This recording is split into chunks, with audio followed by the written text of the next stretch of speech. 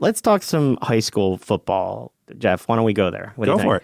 All right, so it's great to get a few minutes with PIAA 4A State Champion Aliquippa Quips football head coach Mike Warfield. Coach, thanks so much for giving us the time today.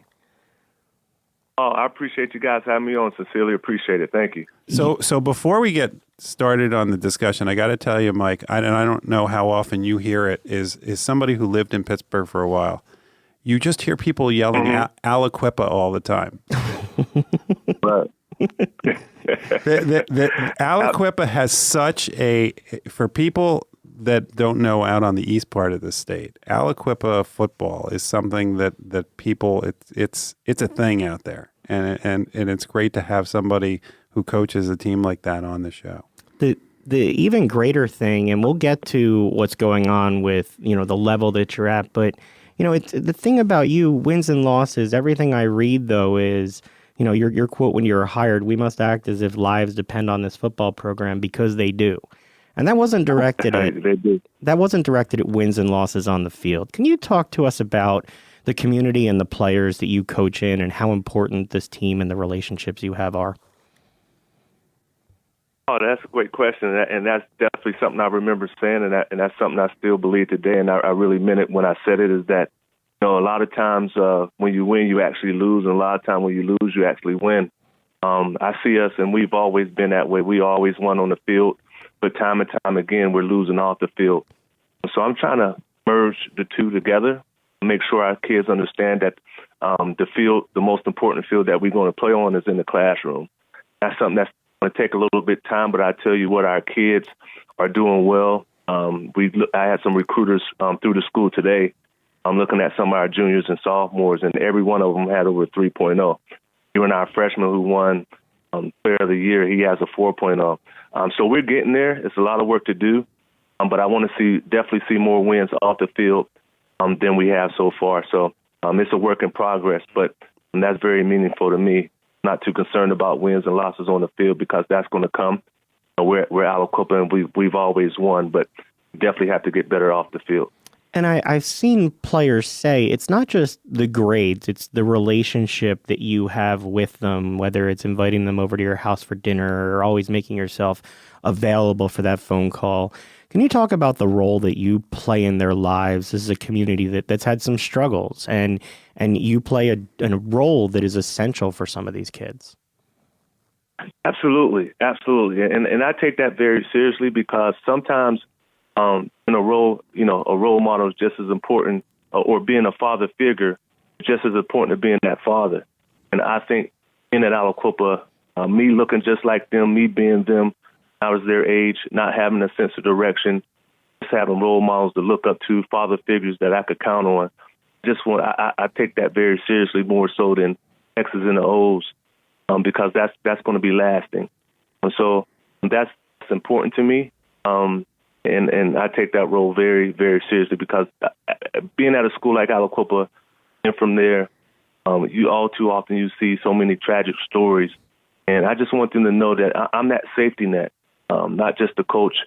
If the family situation, if their father or mother situation isn't ideal, I try to be that safety net and catch all the kids that's falling through. So, my batting average isn't that great right now, but I'm going to keep working at it and do the best I can, my whole coaching staff. Coaching, people don't realize that coaching is, as you said, more than the wins and losses on the field. Has it gotten harder as a high school coach as the landscape has changed, as money has entered more into the equation? Not necessarily. I think on the high school level, and sometimes I laugh because you see some of these high school coaches think they're in the NFL or have that mindset or that mentality at the NFL. I always try to remind myself, look, Mike, you're a step above Pop Warner. I basically pay them to coach. So I try to stay grounded in that way. And the most important thing for me to try to get these kids off on the right path in life outside of high school. And, immediately after the championship game, I had a team meeting with our team. I said, this is great. This is something you should celebrate. You should be proud of. But you shouldn't let this define who you are as a person moving forward. It's more to life than just winning the PIAA State Championship. Is great. You guys work for it. but don't let it define who you are. Meaning, I don't want to hear you talking when you're 40 years old, talking about this championship. It should be something else more important in your life than the PIAA state championship years down the road.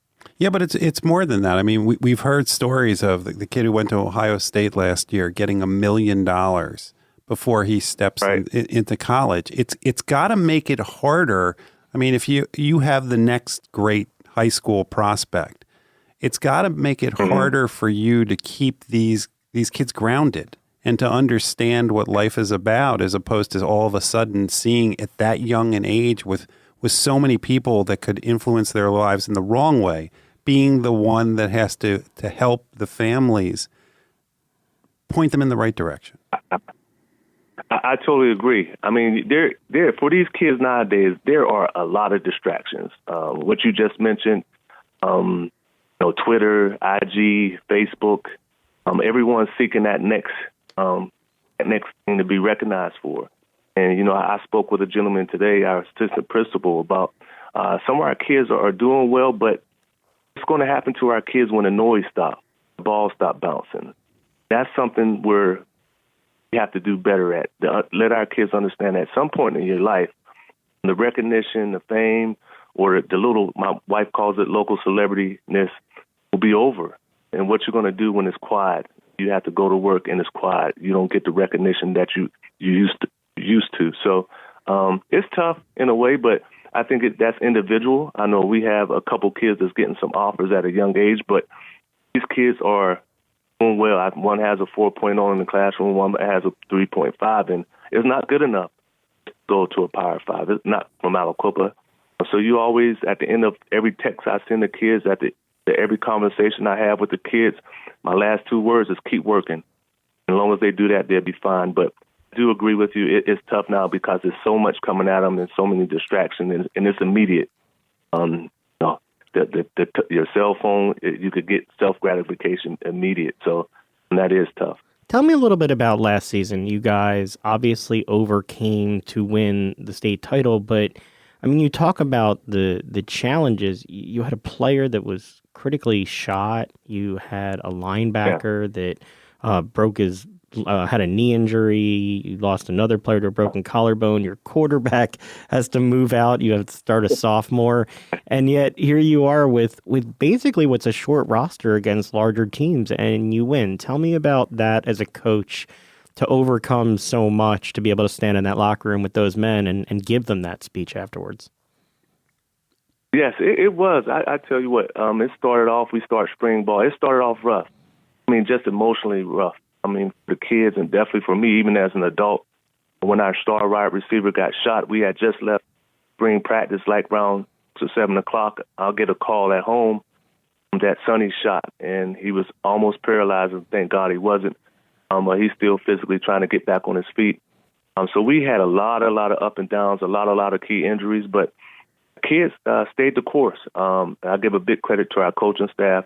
They stayed the course. They continued to work. They started believing, and we just had a great one. And I'm so proud of their accomplishments, and I think they could take this into life, that there are going to be ups and downs in your life. There are going to be struggles. There are going to be battles. You're going to be behind at times.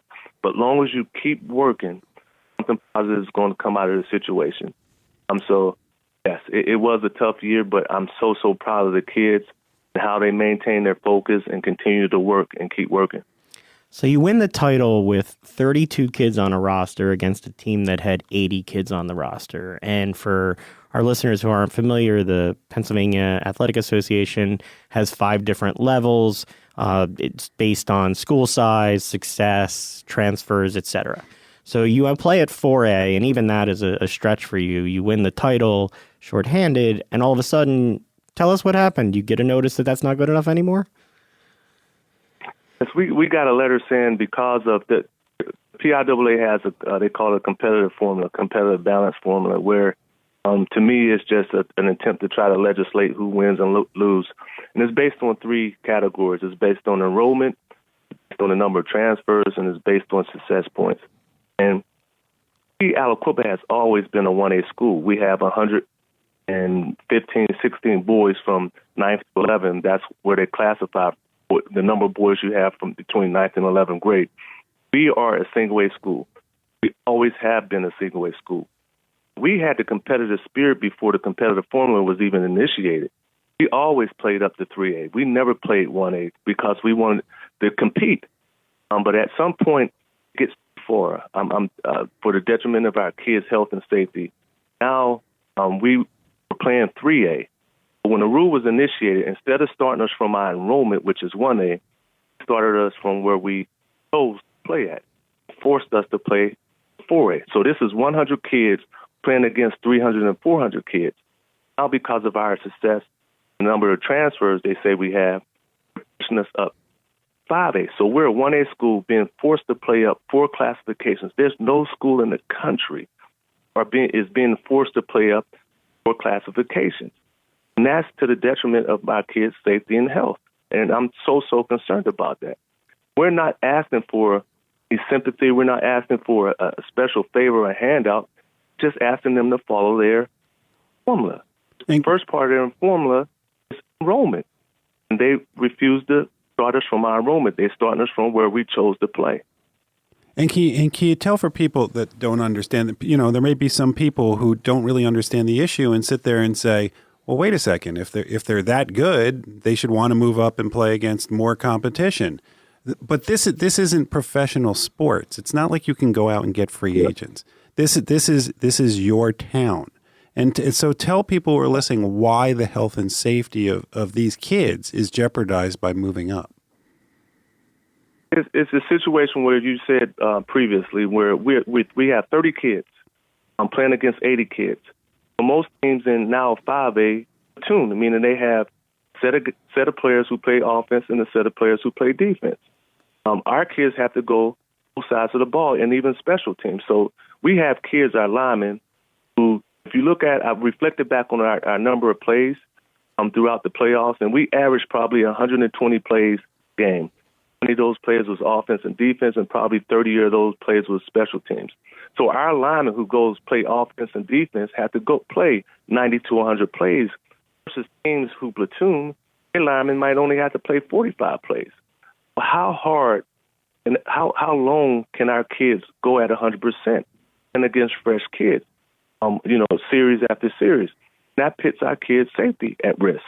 And it's not fair and it's not right. The PIAA is supposed to be protective of our kids' health and welfare.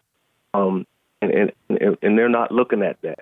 Like I said, all we're asking for is to start us from our enrollment and bump us up 2 classes. You start us from 3 and bump us up to 3A, where we chose to play at previously. All right, so you've now appealed this, right? It's an initial appeal. It appeals to executive staff, which I strongly believe that executive staff already had their mind made up. Dr. Lombardi, previous to appeal even coming out early, even during the season, proclaimed that we're playing in a class that we should be playing because we're winning. Yes, winning is part of the formula, success point. Yeah. And he said in another article, we're playing because we got 300-pound players. That's not part of the formula. Well, that decision I thought was already made. We're just looking. The next appeal is coming up next week, next Wednesday. We just got the notification. That's appealed to the board of directors. We're looking for the independent-minded group to make a decision based on the facts, based on their formula. Their formula says enrollment, transfers, success points. Start us from our enrollment, start from 1A. We got a letter saying they classified it as 1A school. Okay, move us from there. Yeah, but that's as you know, this is just a formula. A formula doesn't take into account what you're talking about, which is health and safety. What do they say, or if they said anything yet about that? Because that's what we should all care about. This is high school sports. We should care about the safety and health of the kids that are playing it. Totally agree. They haven't said anything relative to health and safety of our kids. They keep referring back to competition formula. They keep referring back to our transfers, our success points. We could argue our transfers. Our kids are very transient. We're a low-income area, very low-income area. Our kids are moving and trying to survive. They haven't said anything about the health, safety, and the risk putting our kids in. You have 100 kids and against schools have 500, 4 or 5 times as many as we do. And that's very dangerous physically and mentally for our kids' sake. And I'm really, really concerned about it.